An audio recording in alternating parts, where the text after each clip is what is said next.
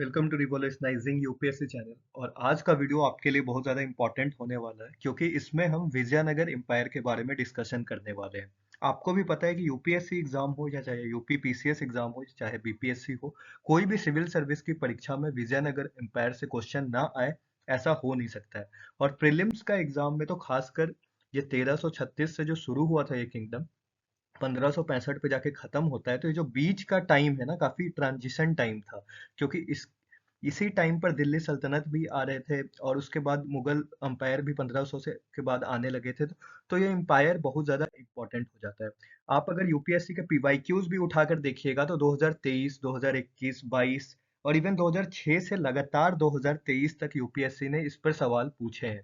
For example, कौन से ऐसे रूलर थे जिन्होंने विजयनगर एम्पायर के जिन्होंने लार्ज डैम का निर्माण किया, कौन से एक्टिविटीज विजयनगर एम्पायर में होती थी, रेसलिंग, एस्ट्रोलॉजी, यानी अगर आप पूरे पूरे विजयनगर एम्पायर की सोसाइटी, एडमिनिस्ट्रेशन और इकोनॉमिक कंडीशंस, इसके अलावा आप उसके रूलर्स को नहीं अच्छे से जान पाएंगे तो आपसे क्वेश्चंस नहीं बनेगा। तो आइए इस वीडियो में हम शुरुआत करने वाले हैं जिसमें मैं आपको विजयनगर एम्पायर से सभी इंपॉर्टेंट डिटेल्स और जो भी इंपॉर्टेंट बुक्स है, फॉर एग्जांपल जो सतीश शर्मा की किताब है ओल्ड एनसीईआरटी, या फिर जो फैक्चुअल किताबें हैं जैसे लूसेंट, वहां से हर जगह से मैंने जो तथ्यों को, फैक्ट्स को एक जगह कलेक्ट किया है, जो आपके लिए वीडियो बहुत ज्यादा इंपॉर्टेंट होने वाला था। आइए इस वीडियो को शुरू करते हैं और इस वीडियो को पूरा देखिएगा ताकि आपसे कोई भी क्वेश्चन एग्जाम हॉल में नहीं छूटे।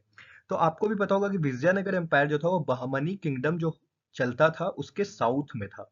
और यहाँ पर आपको दो इंपॉर्टेंट नदियां दिखेगी, एक कृष्णा और कृष्णा के अलावा तुंगा भद्रा। ये तुंगा भद्रा जो नदी है ना, ये ट्रिब्यूटरी है कृष्णा की। और कृष्णा नदी और तुंगा भद्रा के बीच का जो मेनली रीजन था, वो उसके लिए ही लड़ाई होती थी बहमनी और विजयनगर के किंगडम के बीच। और इसका भी जो कैपिटल था ना, वो तुंगा भद्रा नदी पर ही स्थित था, हम्पी। हम्पी आप जानते होंगे कर्नाटक में, आज प्रेजेंट कर्नाटका में है। तो इसलिए ये जो रीजन था काफी फर्टाइल था। और कहीं ना कहीं जो रिवर्स सॉइल लेके आती थी, फर्टाइल सॉइल, एलेबल सॉइल, तो उसके कारण ये रीजन एग्रीकल्चर के लिए भी बहुत ज्यादा इंपॉर्टेंट था।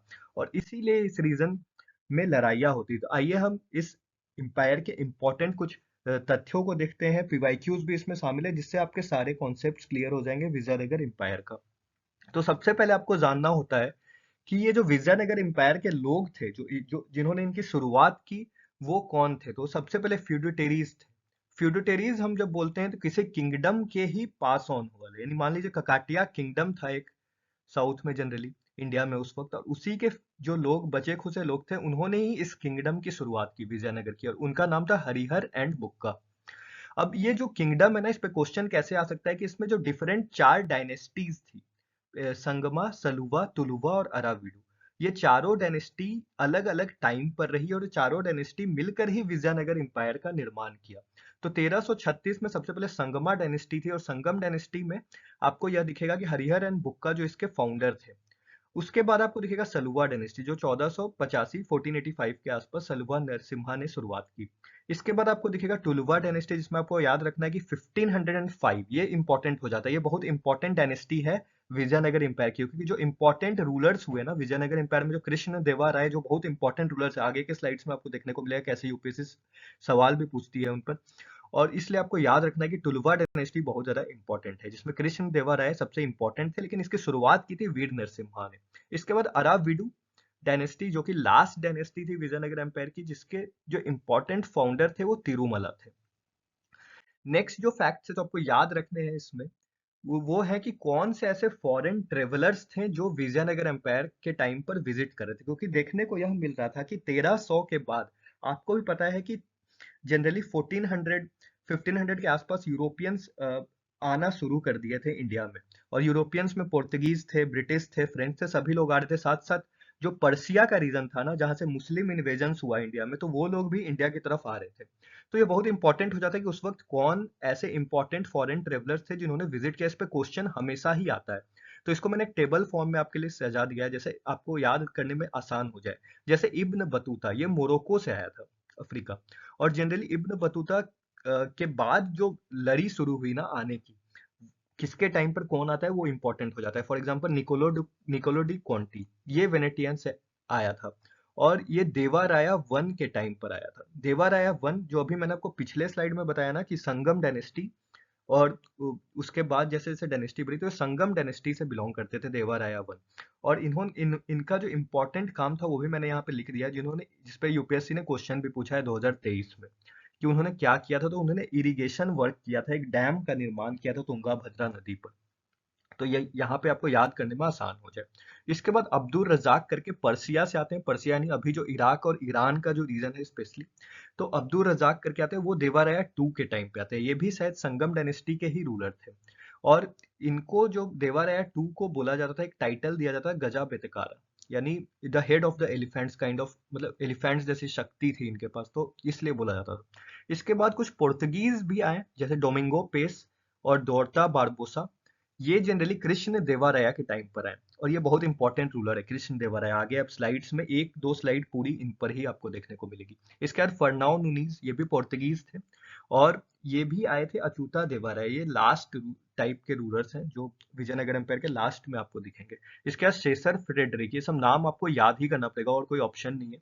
ये भी पोर्तुगीज थे जो सदा शिवा राया के टाइम पर आए थे। तो ये आपको याद होना चाहिए कौन से फॉरेन ट्रेवलर्स किस कंट्री से आए और किसके दिन में आए, मतलब कौन उस समय रूल कर रहा था विजयनगर एम्पायर में, और उनके खासकर वर्क। तो यहाँ पे मैंने देवाराया वन के बारे में तो बता दिया, देवाराया टू के बारे में भी इंपॉर्टेंट चीज बता दी, कृष्ण देवाराया के बारे में और सदा शिवा राया के बारे में हम आगे वाले स्लाइड्स में देखेंगे। इसके अलावा जो इंपॉर्टेंट फैक्ट्स हैं यहाँ पर आपको देखने को मिलेगा कि कॉपर प्लेट्स इंस्क्रिप्शन मिले थे, जिसको क्या बोला जाता था, तो श्री रंगम बोला जाता था। आप याद कर ले इसे। और ये भी देवाराया टू के टाइम पर ही आपको देखने को मिला है।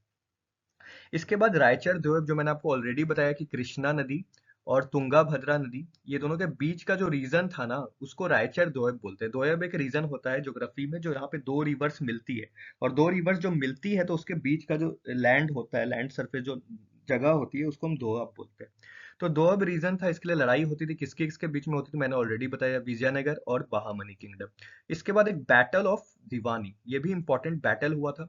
ये किसके बीच में हुआ था, तो कृष्ण देवाराया और मुस्लिम रूलर्स। क्योंकि आपको ही पता है बहामनी किंगडम से लड़ाई होती थी। बहामनी किंगडम मेनली आपका मुस्लिम किंगडम था। इसके बाद कृष्ण देवाराया के बारे में ही ये इंफॉर्मेशन है जो मैं आपको बता रहा हूँ, उनके टाइम पे ही ये उन्होंने डिफीट किया था किसको, तो बीजापुर में इस्माइल आदिल शाह। बीजापुर किंगडम था, आपको ही पता होगा, उसके राजा थे कि इस्माइल आदिल शाह। और गजापति भी एक किंगडम था जिसके राजा थे प्रताप रुद्र। तो ये दो आपको याद होना चाहिए, ये दोनों रूलर को डिफीट किया था कृष्ण देवाराया ने। इसके बाद अष्टदिग्गज, जो बहुत बार एग्जाम में पूछा भी जा चुका है और बहुत इंपॉर्टेंट है कि अष्टदिग्गज होते क्या थे। तो एक तरह के 8 एमिनेंट स्कॉलर्स होते थे जो कि एक किंगडम में, एम्पायर में अहम योगदान निभाते थे। वो 8 एमिनेंट स्कॉलर्स थे। इसके बाद कोर्ट मेंबर्स की हम बात करें कृष्ण देवाराया के टाइम पर, तो एक इंपॉर्टेंट नाम आपको देखने को मिलता है जो अलासनी पेदना के नाम से जाना जाता है, जिन्होंने मनु चरितम लिखा। और उनको आंध्र कविता पितामह भी बोला जाता है, यानी अलासनी पेदाना को ही ये टाइटल दिया गया आंध्र कविता, क्योंकि ये कवि थे, बहुत बड़े कोर्ट मेंबर्स ने बहुत सारी लिटरेचर वर्क्स लिखी, जैसे मनु चरितम लिखा। तो आपको याद होना चाहिए, इंपॉर्टेंट है। इसके बाद बहुत सारे टेम्पल्स बनाए गए, आगे हम बात करेंगे लिटरेचर वाले सेक्शन में। यहाँ पर आप फिलहाल ये समझिए कि बहुत सारे टेम्पल्स बनाए गए थे, जैसे विठला स्वामी टेम्पल था, हजारा रामा स्वामी टेम्पल था। ये दोनों जो टेम्पल है ना, आज के डेट में आप हम्पी जाओगे तो वहां पे आपको देखने को मिलेगा। और ये हम्पी कर्नाटक में ही, जहाँ पे कैपिटल थी हम्पी, याद रखिएगा विजयनगर एम्पायर की कैपिटल थी। बाद में इसको शिफ्ट भी कर दिया गया, मैं आगे बताऊंगा। इसके बाद जो कृष्ण देवाराया है, उन्होंने एक सिटी का भी निर्माण किया जिसको बुलाया था नगलापुरम। और एक राया गोपुरम भी बनाया, ये आर्किटेक्चर है। गेटवेज, जो टेम्पल में हम घुसते हैं तो जो गेटवेज हमें देखने को मिलता है, उसे राया गोपुरम, एक अलग तरह का गेटवेज का निर्माण किया था इन्होंने, तो इसलिए ये भी इंपॉर्टेंट हो जाता है। इसके बाद टाइटल्स कुछ दिए गए कृष्ण देवराय को, क्योंकि बहुत बड़े रूलर थे। तो आंध्र पितामह इन्हें बोला जाता है। फिर आंध्र कविता पितामह किसे बोला जाता है, अलाशिने पेदाना को, जो कि पोएट था। लेकिन जो राजा था कृष्ण देवराय, उसको आंध्र पितामह बोला जाता है। इसके अलावा आंध्र भोज और अभिनव भोज, यानी भोज टर्म जिसमें भी आए तो आप आसानी से टिक मार्क करके आ सकते हैं प्रीलिम्स में कि कृष्ण देवराय को बोला जाता था। इसके बाद एक चीज और आपको याद रहे, मैंने आपको बताया कि संगम डायनेस्टी थी, टुलुवा डायनेस्टी थी। तो टुलुवा डायनेस्टी जो थर्ड नंबर डायनेस्टी थी ना, उसी के रूलर थे कृष्ण देवराय, जो सबसे बड़े रूलर भी थे विजयनगर के। और 1500 के बाद ये डायनेस्टी आई।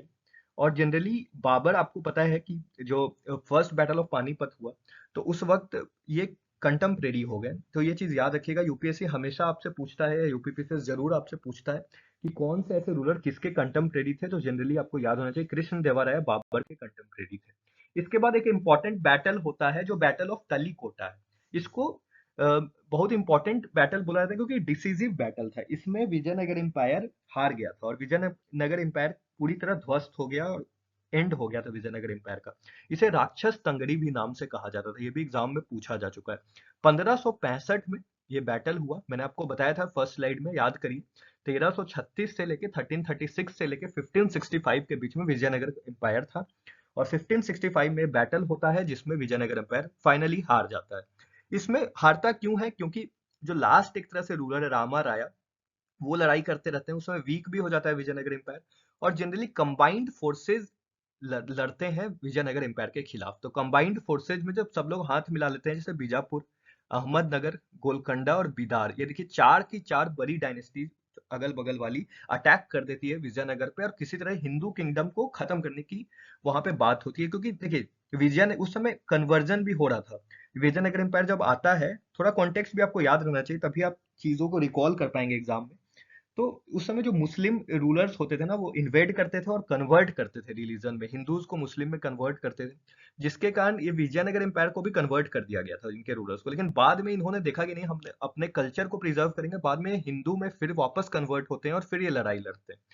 खैर आगे बढ़ते हैं। श्रीरंगा थ्री, ये आपको याद होना चाहिए, लास्ट इंपॉर्टेंट रूलर थे विजयनगर एम्पायर के।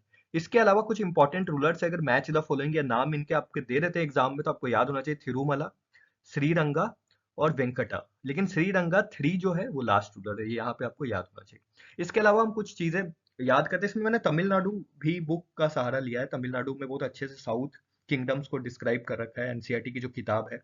तो इसमें आपकी पूरी कवर हो जाएगी विजयनगर, आपको कहीं और किसी सोर्स में जाने की जरूरत नहीं। चैनल को सब्सक्राइब कर दीजिएगा अगर आपको मेरे वीडियोस अच्छे लगते हैं और शेयर जरूर करिएगा। प्रिंसिपल्स ऑफ हेरिडिटरी, देखिए सोसाइटी क्या था कि जो रूलर्स थे ना वो हेरिडिटरी किंग्स बनते थे, यानी जो रूलर है उसका बेटा ही राजा बनेगा, इस तरह का नियम था वहां पर। अगर ऐसा क्वेश्चन यूपीएससी फ्रेम कर देता है तो आपको घबराना नहीं है, वहां पे टिक करके आना है कि हाँ भैया हेरिडिटरी चलता था, जैसे कि मुगल में चलता था।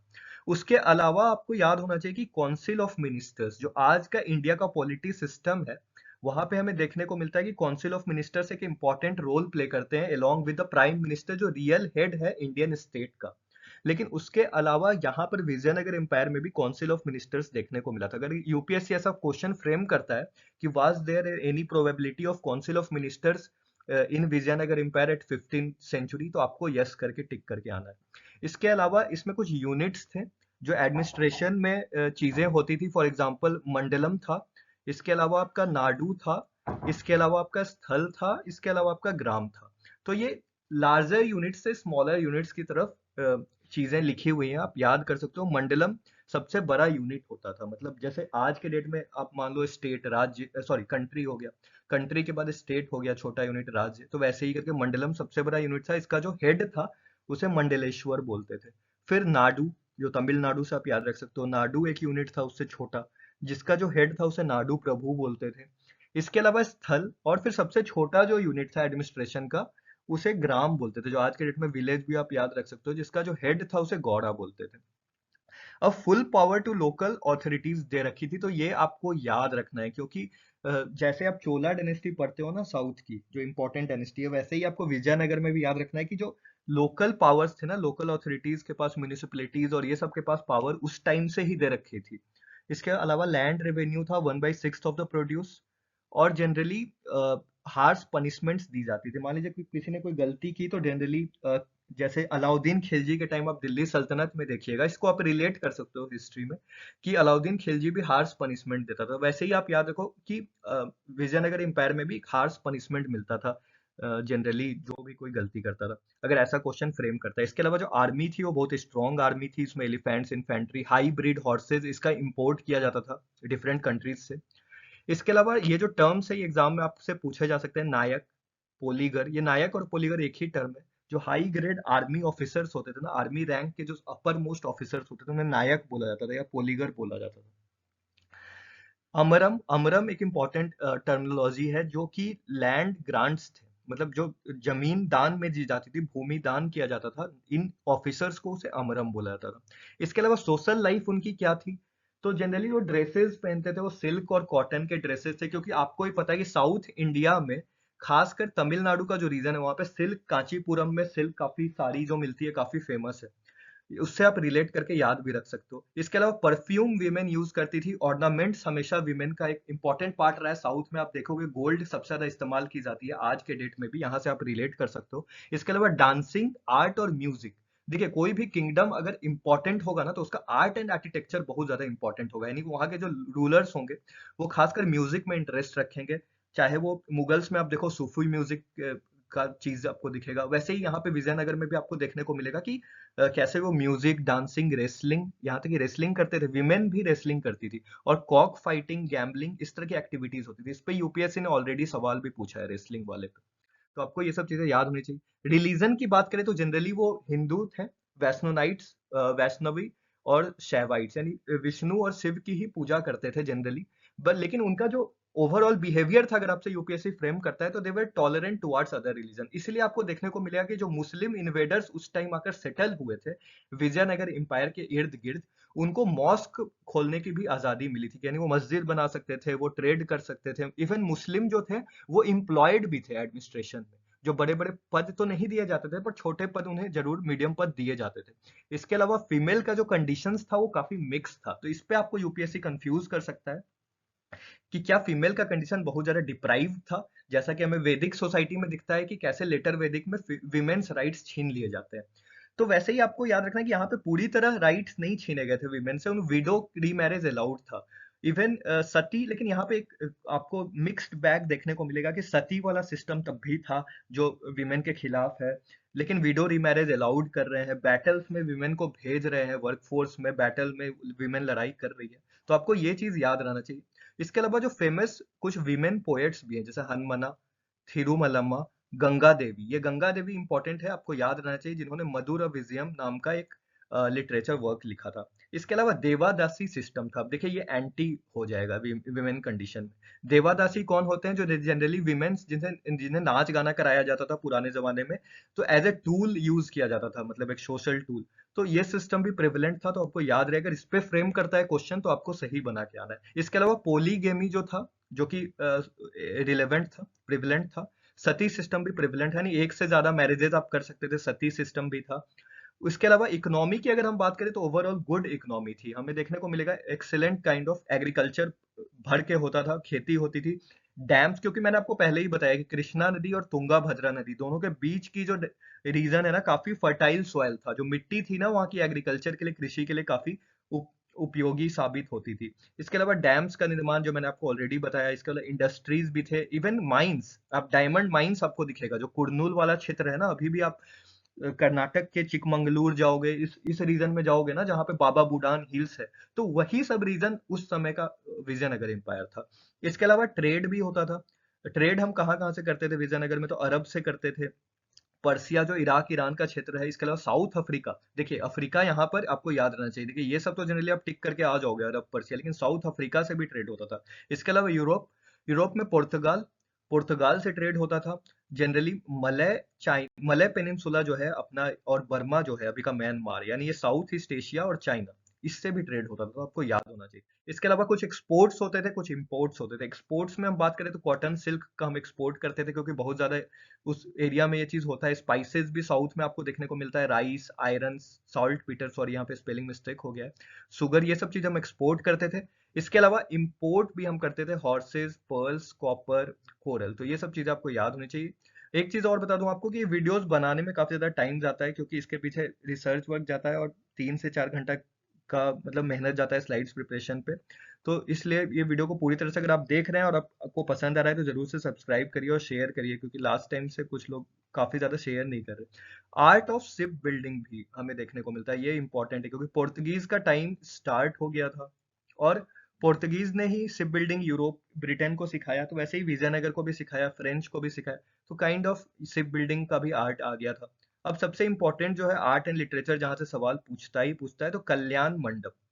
एक नॉर्मल मंडप होता है टेम्पल में, आप जाओगे जहाँ पे टेम्पल में आप प्रवेश करोगे, जो डोर होता है ना, गोपुरम, जो गेटवेज होता है, तो जैसे आप टेम्पल के अंदर गए तो आपको एक बड़ा सा जगह दिखता है, हॉल टाइप का जगह दिखता है, जहाँ पे सभी लोग बैठते हैं, और बहुत जहाँ पे शादियां होती है, मैरिजेस होते हैं ना टेम्पल में, उसको मंडप बोलते हैं। और वही मंडप में एक स्पेशल फीचर था विजयनगर में जो याद करने का, कल्याण मंडप, एक बहुत ही बड़ा सेंटर्ड हॉल्ट होता था। इसके अलावा राया गोपुरम, जो मैंने आपको बताया कि कृष्ण देवा राया के टाइम पे ये होता था, और राया गोपुरम का भी ये गेटवेज था। इसके अलावा कुछ इंपॉर्टेंट टेम्पल्स बनाए गए, जैसे वृद्धराजा एकाम परंथा टेम्पल, ये कांचीपुरम में बनाए गए, दोनों इंपॉर्टेंट टेम्पल्स हैं। इसके अलावा विट्ठल स्वामी और हजारा रामास्वामी, मैंने ऑलरेडी आपको बता दिया, ये सब कृष्ण देवराय के टाइम पे ही बनाया गया। ये चारों टेम्पल्स, ये हम्पी में था, ये नीचे वाला दोनों, और ये ऊपर वाला कांचीपुरम में, जो तमिलनाडु में पड़ता है, हम्पी कर्नाटक में। विजय महल विक्ट्री हाउस भी बनाया गया। इसके अलावा कृष्ण देवराय ने बहुत सारे लिटरेचर वर्क खुद भी लिखे, because he was very found of art and literature. तो कहीं ना कहीं उनका इंटरेस्ट था, पोएट थे, तो उन्होंने अमुक्त मर्यादा और जमवाती कल्याणम और उषा परिणम, ये तीनों आपको नाम याद होना चाहिए, यहाँ से क्वेश्चन आ सकता है कि तीनों किसके इंपॉर्टेंट वर्क है। तो तीनों कृष्ण देवा राय ने लिखा। इसके अलावा मनुचरितम, हरि कथा सरम, मैंने ऑलरेडी आपको बता दिया था पुराने स्लाइड में, फिर से रिवाइज करा दे रहा हूँ, अलासनी पेदना ने लिखा, जिनको पितामह भी बोला जाता था, आंध्र कविता पितामह। लेकिन आंध्र पितामह किसको बोला जाता था? तो कृष्ण देवा राय। फिर गंगा देवी, मैंने ऑलरेडी पिछले स्लाइड में ही आपको बता दिया, मधुरा विजयम नाम का किताब लिखा था। इसके अलावा तिरुमला राया एक रूलर थे, जिन्होंने क्या किया था, लास्ट के रूलर्स हैं, जिन्होंने हम्पी से पेनुगोंडा नाम का एक जगह पे कैपिटल को शिफ्ट कर दिया था। फिर आया दो तीन तरह का सिस्टम जो कि इंपॉर्टेंट है। नयनकार सिस्टम, जिसमें प्रोविंशियल एडमिनिस्ट्रेशन की बात होती है, यानी जनरली हम देखेंगे तो प्रोविंसेस, यानी स्टेट जो सबसे बड़ा यूनिट होगा, उसके अंदर जो डिस्ट्रिक्ट्स ये सब होंगे, विलेजेस होंगे जनरली, तो जो डिस्ट्रिक्ट्स था वो प्रोविंशियल एडमिनिस्ट्रेशन नयनकार बोलते थे। और Iyengar system village administration, local administration था, उसको बोलते थे। ये नाम याद रहे, अयंगार और नयनकार, अगर आपसे पूछे तो आप क्वेश्चन में कंफ्यूज ना हो। मनियम्स किसको बोला जाता था? तो टैक्स फ्री लैंड, ऐसे भूमि जो विदाउट टैक्सेस दे दिए जाते थे, जनरली उन्हें मनियम्स बोला जाता था। होपफुली ये सब चीजें आपको क्लियर हो गई होंगी। ये लास्ट स्लाइड है अपना, अब इस पे खत्म हो जाएगा हमारा।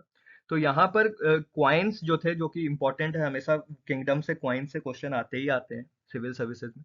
तो वराहा या फिर पगोडाज, अगर इस तरह के नाम आपको दे तो वो गोल्ड क्वाइंस थे विजयनगर एम्पायर के टाइम पे, वराहा या पगोडाज।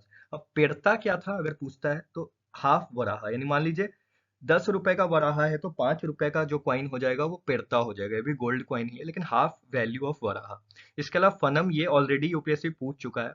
फनम 1/10 ऑफ पेरता, यानी पेरता का भी 1/10 वैल्यू गोल्ड कॉइन का फनम हो जाएगा। इसके अलावा सिल्वर कॉइन को टार बोलते थे, और कॉपर कॉइन को जीतल बोलते थे। तो होपफुली आपको विजयनगर एम्पायर काफी क्लियर हो गया होगा, और इससे बाहर क्वेश्चन नहीं पूछेगा, क्योंकि मैंने इसमें NCERT, R S Sharma, Satish Sharma sorry, और उसके अलावा आपका तमिलनाडु एनसीईआरटी और लूसेंट, ये तीनों का कॉम्बिनेशन करके आपको ये मटेरियल दिया है। तो होपफुली आप इसको रिवाइज करके, आपने ऑलरेडी पढ़ा भी होगा, तो इसको रिवाइज करके डायरेक्टली एग्जाम में जा सकते हैं, जो भी एग्जाम में आप बैठने वाले हैं। तो अगर आपको वीडियोस पसंद आ रही हैं, इसके अलावा और भी पीवाईक्यू से रिलेटेड वीडियोस मैंने इस चैनल पे बनाया है। 2024 का जो प्रीलिम्स का एग्जाम था, उसमें काफी वीडियोस बनाए थे जो ऑलरेडी हेल्प कर रहे थे स्टूडेंट्स को। तो वो जाके ऊपर जो लिंक फ्लैश हो रहा है उस पर चेक भी कर सकते हैं, और मेरे चैनल को एक बार विजिट कर सकते हैं। और एग्जाम आने तक जो भी आपके कमेंट्स वगैरह, आप कमेंट्स करके मुझे बता सकते हैं, और कैसे इस तरह के वीडियोस आपको टॉपिक्स पे चाहिए, तो मैं जरूर से आपके लिए बनाऊंगा। Thank you.